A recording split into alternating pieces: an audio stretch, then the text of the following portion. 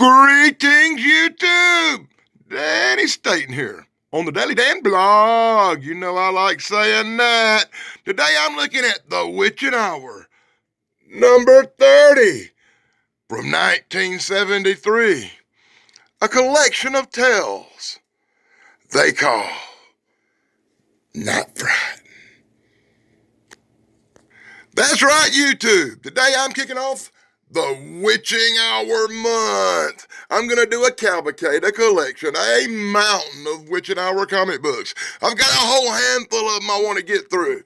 We'll get back to that later. What do you say we pop open the Witching Hours number 30 from 1973 and have a look inside and see if the art inside is as cool and awesome as the art on the outside. I'm speechless. I love the cover of this comic book, and I can't wait to hang it on the wall. So inside the front cover, you get the usual BS, where you can order this, sell that, make a dime, and get crap for doing it. So it looks like in the first story inside this Not Fright special, you're going to get to tell us some witches. Don't she look like Sabrina? From that old Bewitched TV show. Is that Sabrina the witch? Hanging out with the old crusty witch, looking like somebody's grandma? I could say that looked like somebody I know, but we won't be doing that right now. Anyway, 3 old witches and a baby, and we have no clue what's going on in the beginning of the story. And info panels brought to you by the Daily Dan blog. We're going to learn that that little shit in the front of the book had very little to do with this story whatsoever. But at least it's hosted by an old witch. I guess the old witches are like the hostess of this thing because it's called The Witching Hour, of course. Okay, I get it. Anyway, the title story, Not Fright, involves these goofy-looking bastards right here buying an old house, an old creepy house. You know how that goes. We're going to creep into the old house. We're going to buy the old house. We're going to pay way too much money for the old house. We're going to fix up the old house. Look at these gingers going to work. There's a lot of red on that head, but he must have hired them because the people that own it are blondes. That's freaking me out. Well, anyway, they fix the house up. They get everything going on. They smoking a blunt up in the living room and chilling. And up pops this creepy fucker walking up through the house looking like a Frankenstein monster. Oh, my God. I hope they don't open the door, Jim, for God's sakes. You live in the country in an old dilapidated house you done bought and fixed up. And who knows what's creeping around outside. And are you really going to open the door, Jim? Dare I say it? I think this comic book may be the good stuff. Well, dumbass Jim opens up the damn door and look. Well, you know it? It's a mutant. It's a mutant, freaky creature guy who lives in the swamp. He rolls in and grabs up the dude's chick. He grabs her by the arm. I bet I know what Frankenstein be thinking. Oh, you may be in trouble, little girl. No, he wants something to eat. He don't give a damn about no booty. He says, feed me. Feed me more. Oh, my God. Now we get a commercial for some stupid-looking AFX car called the Aurora. Yeah, I bet dumbasses really bought this back in 1973. I did not, but I have to give it credit. That's one cool-looking ride, bro. It's at this point we're finding out that the police are looking for this thing. They've had other reports of what they're calling, look at it, Loki Goro. What the fuck's a Loki Goro? Well, anyway, Loki Goro, he's hanging out with these people eating up their food. Bitch slips off and makes a phone call, lets police know, hey, you got a creepy thing over here, a creepy guy doing all kind of stupid shit. And guess what? I think I'm taking off. And they running around and they doing all this shit. They some other creepy guy telling Goro to kill people and shit, hiding out in the bushes. But that's the first time you've seen him. You have no clue who he is or what the hell's going on, and they sure don't explain it. Well, anyway, Loki Goro and his creepy master are chasing Jim and the old lady around. He's trying to kill Jim and the old lady. Jim and the old lady keep escaping. I think Loki Goro may be a little slow at the beginning here. He grab old dude by the ankle, then he get a kick in the face. Chick runs outside hollering, help, help, help, there's a madman gonna kill my husband. Stand clear, lady. As the police bust in, goofy-ass Loki Goro done throw the chair through the window and make a jump out that thing. And, of course, he makes the jump out it off camera. Okay, I don't know if you call that off camera. Off page? Well, anyway, the thing ends with the police racing down the road, chasing the madman. You never get no goddamn closure. You don't know where the madman came from. You don't know what the madman was all about. You don't even know what the hell a Loki Goro is. This fucking story really disappoints me, even though it had great art and a good look to it with them old wonderful pages that don't glare that I love so much, and a really cool old witch telling you the story, he. But you don't get really a good story because it just ends with madman being chased down the road, Loki Goro. You don't know who the hell Loki Goro is, and then you get whatever the blue hell this tiny little writing that I can't read says. I'm not even going to try to tell you what this says because this shit's so goddamn tiny, you need a magnifying glass under the phone to even read this crap. It's so tiny, I don't even think I can get the phone to focus in on this shit.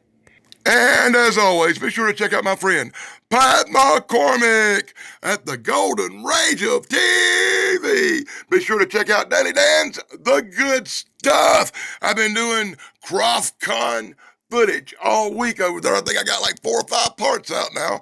So you need to check out the Daily Dan's The Good Stuff and find out what's going on with the CroftCon featuring Pat McCormick and my good friend Dave Sunstorm, the king of the good stuff. So you got them 3 fat witches at the beginning of the damn comic book, and I guess each one of them get to tell a story. Because the short, pudgy one is telling a story called Trapped about this goofy little bastard right here who can't seem to stay out of trouble no matter what his parents tell him about being careful and not getting injured, not getting hurt, and not being a moron. This little kid's name must be Danny, because he's rolling down the road looking for some shit to get into in the middle of the night near a graveyard. That sounds like some Danny stuff to me. If you watch my channel, you know what I'm talking about. There's some eyes shine down there in the distance. Of course they are, because you're a Danny, you stupid little bastard. Well, ain't that the way it always is? You a stupid little shit that goes walking in the graveyard at night? Of course. You're gonna get chased by a freaking ghost. A ghost saying there's nothing to be afraid of, lad. Come on over here. Come on over here. I'm running like hell, he says. And he says, you won't get away. And he chases the kid, and the little kids are running down the road. His name's Joey, by the way, in case you're wondering, because we finally find out that Joey felt safe in the sudden deep shadows of darkness as a cloud, a swarm, across the moon yet, as he cringed. There behind the rotting old abandoned house, the ghost had no trouble finding him. They closed in slowly and deliberately. Who the fuck wrote that shit? Alfred Hitchcock? That's some good shit right there. If you think that's some good shit, let me know in the comments below. Anyway, they're still chasing this goofy little bastard around. He's like, you won't catch me. He even darts into the old house. Because when you're being chased by ghosts, the most intelligent thing you can do is bust out into an old haunted-looking house. You fucking moron kid. I'm a goof. My name must be Joey Michael Marone. Oh my God, how stupid can you be? That guy's got a goddamn about as much sense as a Matt Trussy or something. Oh, Jesus Christ. Okay, moving right along. Check this out. The ghosts are hollering. The ghosts are screaming. I'm running from the ghost because I'm a goof. And of course, now's a good time to take a break when a little goose running for his life. And we get a commercial for a bodybuilding course. And you can look like that if you work out real hard, take this vitamin supplement, pay us a lot of money, and God, dude, am I kidding? It was a con. It was a ripoff. It didn't work. We all know that. Nobody's going to look like this guy unless you're a professional wrestler. Anyway, little goofy Joey's running. He's running through the house when all of a sudden the ghost of Swamp Thing, what the fuck? The ghost of Swamp Thing shows up. Not Swamp Thing, mind you, which would be the first appearance of Swamp Thing in in a comic book if this was it. But it's not. It just looks like Swamp Thing. You think maybe the same artist that did Swamp Thing might have did this first. It's true. Look it up. Anyway, moving right along. Swamp Thing ghost chases little Joey, and little Joey runs in fear, runs into some more ghosts. I don't know. Bad things are going to happen to little Joey, if they hadn't already. So in full panels, brought to you by the Daddy Dan blog. I have to give credit where credit's due. This here story is drawn really well and told really well, even though it's a fat little witch up here in the corner. And Joey's being chased by the ghost. And Joey being chased by the ghost is a much better story than Robo Loki Zippo that popped in on our house in the first story, which was drawn really great but lacked it. And the story had no continuity. No carrying on that other story. This one's got continuity. This guy says, I see dead people. Does that remind you of something? Anyway, little kid's running from some more ghosts. And for some reason, these ghosts is like Casper's buddies. They're all nice and friendly. They want to take him home. They want to show him the way. But he ain't having none of that. He better run through the woods. And that's exactly what he does. He runs through the woods. And suddenly a guy with a cape shows up and a shotgun. He's having a goddamn flashback. He's having a flashback to when him and his daddy killed the boar. Bam! But the gun actually went off. And it didn't only kill the boar, it shot little Joey in the ass. Little Joey took a bullet. Oh, what a strong little man. What? Little Joey's been laying in bed this whole time? What the hell? No, little Joey. You know what's coming up here, don't you, little Joey? You're Bruce Willis. You're Bruce Willis in that movie, Joey. You're the freaking ghost. Ah! Oh, my God, what a great story. Daddy Dan done called it. That's what happened. Little Joey went out hunting boar with his stupid-ass dad who wears a cape like Dracula. Little Joey got shot in the ass. Little Joey passed away. The whole story you saw where the ghost chased little Joey out by the cemetery, they trying to get him to come on over to the other side because Joey is a fucking ghost. What a great story. God darn. I love that story. The end. And then you get this crap. You can find it even back in 1973. You could have got a lot of money for these rare, misprinted coins worth thousands. Do you know how much this shit is worth today? Look it up in a coin book, you deuce. And then you can get some fake badges. You can pull over somebody and show them your fake badge and extort them for money. What the hell? You can get money off of them by pretending to be a cop if you ordered this back in 1973. And once again, let me give credit where credit's due. I really enjoyed that last story. That's right. It's called Trap. You saw it. It got me from the get-go because I thought the kid was alive. It pulled that Bruce Willis movie crap on me. And that's where the commercials begin, bro. Sergeant Rock. In this case, I think I'm reading a much better book than this one. But with the being like the day that D-Day or something, Memorial Day weekend, I guess I'll show Sergeant Rock instead of doing a war comic. I did a war comic last week to kind of celebrate Memorial Day and Judgment Day. And not Judgment Day, where they raided a beach in Omaha or something. And then you get wishful thinking. D-Day, that's what you call it, D-Day. Anyway, you get this wishful thinking, which is the usual reading about comic books. And if you want to pause it and read that bull, I'll do it twice. Because you're more than welcome to read letters to the editor if you want to. Daily Dan will not be taking time to read all this crap because I done read through this goddamn comic book and that was enough. I'm not a big fan of doing a lot of reading. That's why I do comic books instead of novels, maybe. You like this little one-page piece of shit. They're going to show you how they cut down some trees. They're going to show you how they process trees. They're going to show you how they cut them trees into nice, beautiful boards that they make your mother effing coffin with. Oh, what a great story for children. That one ought to win an award. More commercials. You learn how to do goddamn drawing and drafting and being an engineer and drawing blueprints and boring. And in full panels, brought to you by the Daddy Dan blog. We're going to get another story called The Madman of Montreal. That's a play on words like Montreal is Montreal. Oh, my God. And check out this chick.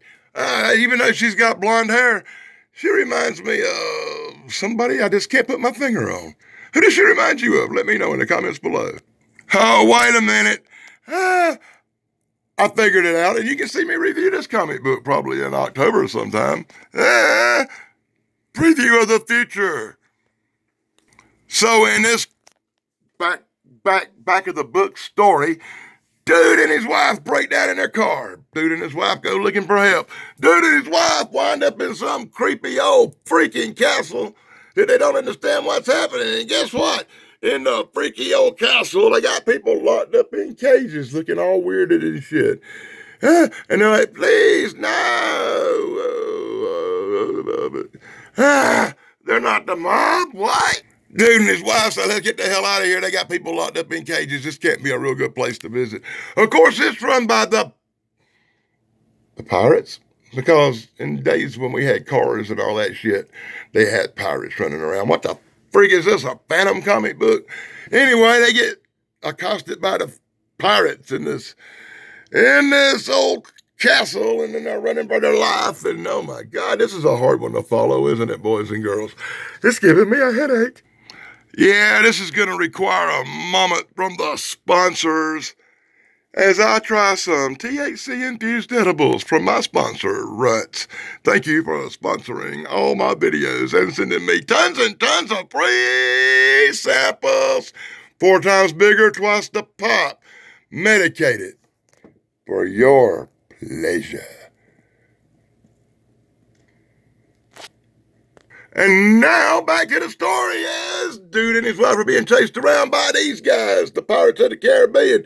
They're trying to figure out why the Pirates of the Caribbean got fat old people locked up in cages who seem to be in a really weird mood, looking like a Michael Harper. Oh my God, and they got guns pointed at them. Yeah, dude and his wife are escape artists. They jump out a window. Homie takes his lighter out and sticks it in the hay. Lights up that building they were in on fire as everything blazes up all around them. They run to the stone side of the castle, and the fire creeps ever closer. Dude and his wife are complete total assholes. They broke in this house. They get chased around. Even though the people were dressed like pirates, they were chasing them because you broke in their fucking house. You break in their house, you get chased around by them, and so to be butt heads. Not taking it to guys in cages may have been there for a reason. And then you're going to light their crap on fire. Dude, I'm not liking you or your wife too much. I like that one story in the middle a lot better. And once again, more stupid commercials for whatever in the blue hell this is. You can buy some back patches. Let's see what they had here. Oh, them are some cool back patches. I bet people ordered the hell out of them. I might have actually ordered 1 or 2, but probably not. Well, maybe that one. But I don't remember ordering too many patches from this certain article here. I did order back patches, but they didn't look like superhero stuff. They had like a peace sign and stuff like that. Anyway, they running around this castle complex trying to find a way out, and they hiding after they done burned half the place down, and then they hear rap, rap, rap. I'd be running some more. And then they realize it was all just an hallucination, fire and all. As they wrap out the back door, they find where the cars are parked. And some guy says, what's going on? Oh, this place is for sale. It's been empty for years. And, well, that's the way it goes in The Witching Hour, the end. The end. Thank God it's the end. This has went really long, but there's going to be a lot of these really long Witching Hour comic books this month. And if you don't want to watch them, I understand. But get this fucking ad for this World War II task force toys. Blah, blah. I had all that little. Some more full-page ads in the back of the book. I'll give you a quick look at them. You could order that little ghost in a box for $1. It was tiny. Says 7 feet. Yeah. Yeah, right. It's made of plastic. It's like a big old wall hanging. That rubber bat that Ozzy liked to bite the head off of. You get this thing right here, where you could order that stuff and sell some more crap. I think that's the seeds right here, right? Same thing on the back. Order some seeds. Sell the seeds. Sell enough seeds, get a crappy prize that falls apart in 2 days. Hope y'all enjoyed this. That's my look at The Witching Hour, number 30. From 1973. Be sure to join me when I do a few more Witching Hour comic books. Until next time, this is Danny Staten on the Daddy Dan blog. bringing you video one of a lot of videos featuring the witching hour all month on the Daddy Dan blog. Until next time, this is Daddy Staten saying like, subscribe, and ring the bell. And until next time, blog over, dudes! Blog over!